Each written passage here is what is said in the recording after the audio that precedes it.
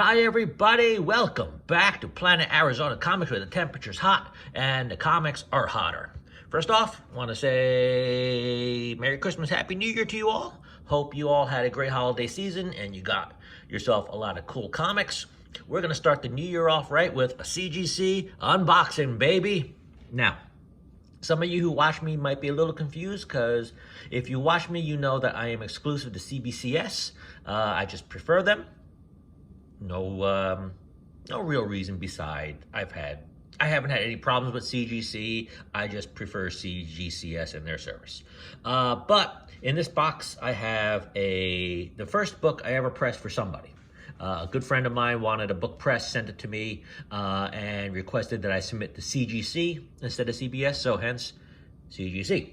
So, without further ado, let's get into CGC Unboxing 2024. All right, what's this? First book should be a layup. This is the 1/100 Ji Young Lee Virgin variant to She-Hulk 12.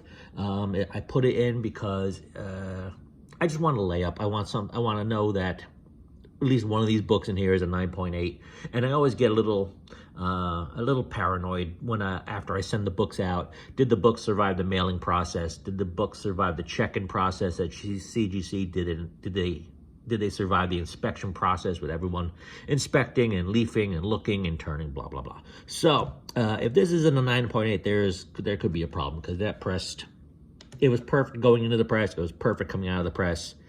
Okay, and it's perfect. 9.8. Well, I shouldn't say perfect. 10.0 is perfect.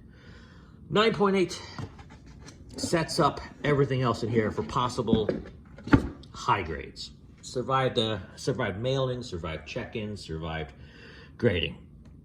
Second book is, this is the book I pressed for my friend, NYX3, first appearance of Laura Kinney, who is the Wolverine's clone daughter.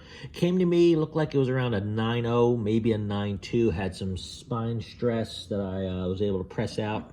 Don't think it gets much higher than a 9.4, might reach 9.6, but it's got some, I don't know if you can see, it's got some color rub on the edges here. Pressed pretty nicely, so I'm hopeful gets above a 9.2, 9.4, 9.4. Yeah, that is good because it was not a 9.4 when I got it. That's a good feeling. That's a really good feeling. This is the first book I ever pressed for someone that wasn't me. Gonna get that in the mail to him today. He's gonna do pretty well for himself with that. The next book is, I guess, what could be the heavy hitter of the batch. Now there's one more. That's one more that might be equal to this. But it's Daredevil 168, first appearance of Elektra. This was part of one of the first lots I ever bought on eBay back in like 2012, 2013. 100 Daredevil books, including the entire Frank Miller run. All pretty high grade, 8.0, 8.5, 9.0-ish. Came to me, I thought it was an 8.5. Newsstand, for what it's worth. It's, what is this? 1981, so like 90% of the books from that era are from the newsstand, but hey, people value the newsstand. It pressed good. Still a few things wrong with it. Might be in the range of 9.2, 9.4. I don't think it reaches 9.6. Hope it reaches 9.6, but I don't think it's anything below a 9.0, and it's a 9.2. All right. So doing the math on that lot, 100 books for 120 bucks. I paid just over $1 for this. I made out pretty well. Next up, this, when I sent the books, when I was getting the books ready, before I sent them in, I started pressing some books just to get the feel of the press again and all that. And this is one of them. Pressed really nice. It's a newsstand, first Venom, head on a cover, for what you want to call that. I bought it off the rack myself. It's high grade. It's a 9.6, maybe a 9.8. If all the books, this has the best chance for a 9, and it gets a 9.4. What happened here? This was good coming out the press. No likey. Because that pressed better than this, which is the bigger book of the batch. Newsstand, Amazing Spider-Man 316, first full Venom cover is what people are calling it, I guess. You've seen this homage a couple, dozens of times. It's a great cover. It's my all-time favorite cover. Great Todd McFarlane art. Huge Venom standing over Spider-Man. It pressed well. Has a shot at a 9.8, but given this, does it? It's at least a 9.4. I'd say, God, it's got to be at least a 9.6, right? 9.6. I had this, and all I saw was like the 9.8. No, 9.6. No, I'm not going to complain about that.